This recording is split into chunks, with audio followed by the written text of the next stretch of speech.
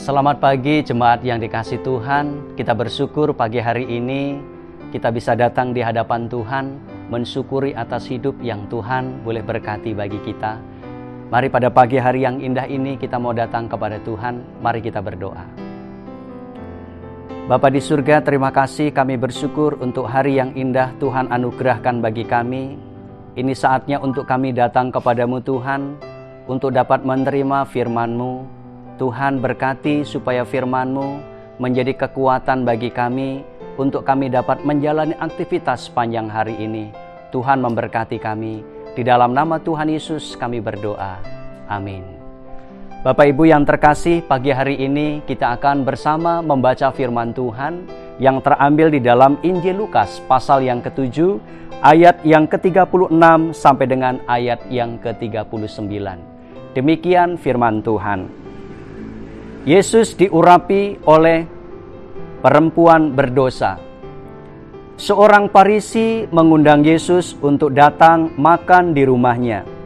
Yesus datang ke rumah orang Farisi itu, lalu duduk makan. Di kota itu ada seorang perempuan yang terkenal sebagai seorang berdosa. Ketika perempuan itu mendengar bahwa Yesus sedang makan di rumah orang Farisi itu, datanglah ia membawa sebuah buli-buli pualam berisi minyak wangi. Sambil menangis, ia pergi berdiri di belakang Yesus dekat kakinya, lalu membasahi kakinya itu dengan air matanya dan menyekanya dengan rambutnya. Kemudian ia mencium kakinya dan meminyakinya dengan minyak wangi itu.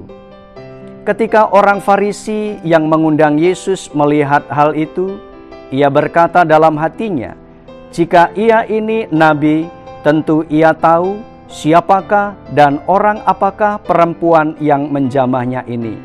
Tentu ia tahu bahwa perempuan itu adalah seorang berdosa. Saudaraku yang terkasih dalam Kristus Yesus, hari ini kita akan merenungkan firman Tuhan dalam tema komunitas cinta kasih.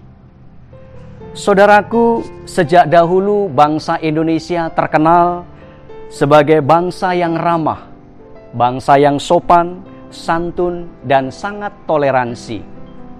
Namun dengan seiringnya waktu, wajah bangsa kita telah kehilangan jati dirinya, menjadi bangsa yang garang, intoleransi, dan mudah terprovokasi. Kebencian dan penolakan menjadi potret kehidupan pada saat ini. Ditolak karena beda agama, ditolak karena berbeda suku, ditolak oleh karena memiliki pemahaman dan pandangan yang berbeda, yang tidak satu aliran, dan masih ada banyak lagi penolakan demi penolakan.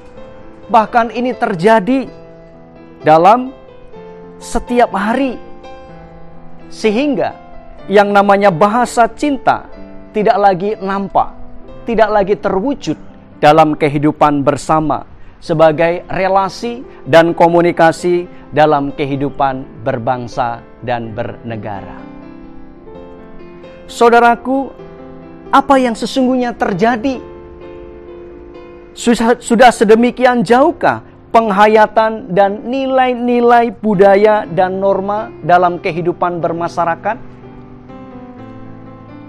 Dan inilah juga yang terjadi dalam kisah firman Tuhan hari ini. Terjadi dalam diri Simon, seorang Farisi, sebagai tuan rumah yang mengundang Yesus dalam jamuan makannya. Tapi kita melihat bagaimana sambutan yang diberikan kepada Tuhan Yesus, yang hanya biasa-biasa saja, sebuah sambutan formal, sebagaimana umumnya ketika berlaku kepada semua orang. Tidak ada sikap yang menggambarkan komunitas yang penuh dengan kehangatan, keakraban dan cinta kasih. Apalagi dalam suasana itu tiba-tiba hadir seorang perempuan yang mengurapi kaki Yesus. Bagi Simon, perempuan itu dianggap sebagai sebuah malapetaka, Karena perempuan itu adalah perempuan yang berdosa, yang merusak suasana perjamuan makan, yang pada saat itu Yesus bersama-sama dengan mereka. Dalam kehidupan sosial pada masa itu, perempuan ini adalah sosok yang tidak diperhitungkan. Nama mereka seringkali diabaikan, bahkan tidak disebut.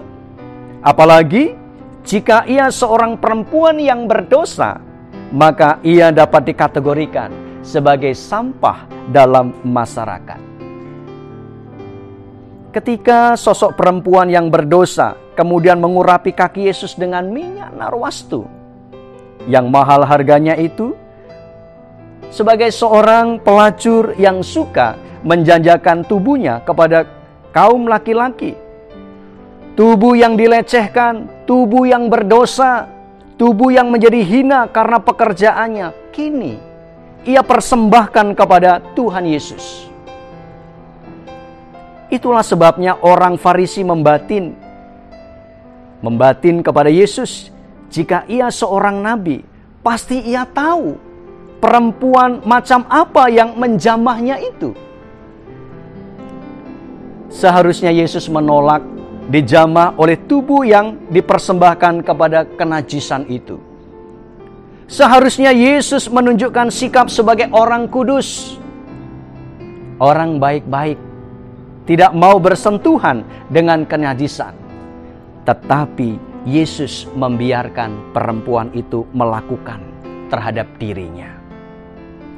Saudaraku yang terkasih, tindakan Yesus membiarkan apa yang dilakukan perempuan yang berdosa ini menunjukkan sebuah penyambutan yang sangat luar biasa.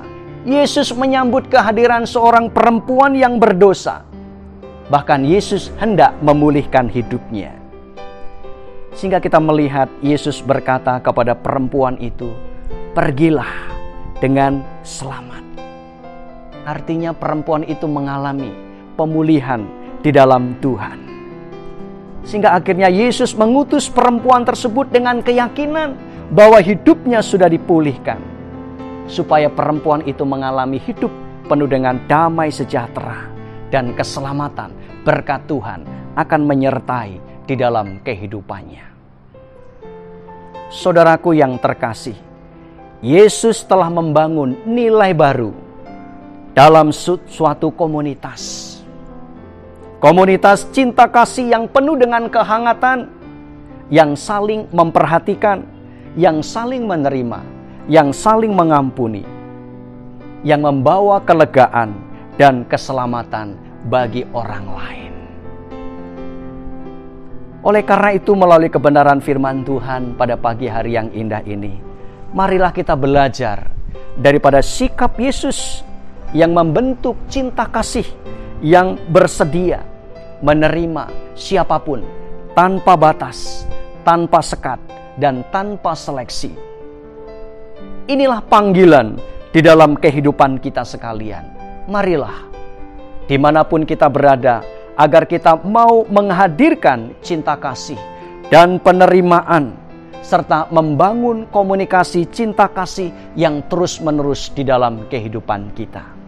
Sehingga teladan Yesus hadir membawa berkat, ini pun juga menjadi teladan dalam kehidupan kita. Kiranya sikap Yesus menjadi sikap kita, agar kita menjadi komunitas yang penuh dengan cinta kasih daripada Tuhan Yesus. Tuhan memberkati akan firman-Nya. Kita berdoa. Terima kasih, kami bersyukur untuk cinta kasih-Mu Tuhan Yesus, yang telah memenuhi di dalam setiap hati kami. Dan biarlah kami Tuhan, dalam segala aktivitas kehidupan kami kiranya mampu menghadirkan cinta kasih Tuhan dimanapun kami berada. Kiranya kami mampu menghadirkan cinta kasih Tuhan dalam diri kami, dalam keluarga kami, dalam usaha pekerjaan kami, bahkan di dalam setiap kehadiran dimanapun kami berada. Kiranya teladan daripada Tuhan Yesus terus memberikan kekuatan, semangat untuk terus dapat kami lakukan di dalam kehidupan kami. Kami bersyukur untuk firman-Mu. Tuhan memberkati sepanjang hari ini dalam seluruh aktivitas, dalam seluruh kehidupan kami. Terima kasih Bapa, terima kasih Tuhan Yesus. Kami mengucap syukur untuk firman-Mu. Terpujilah Engkau. Dalam nama Tuhan kami Yesus Kristus, kami berdoa. Amin.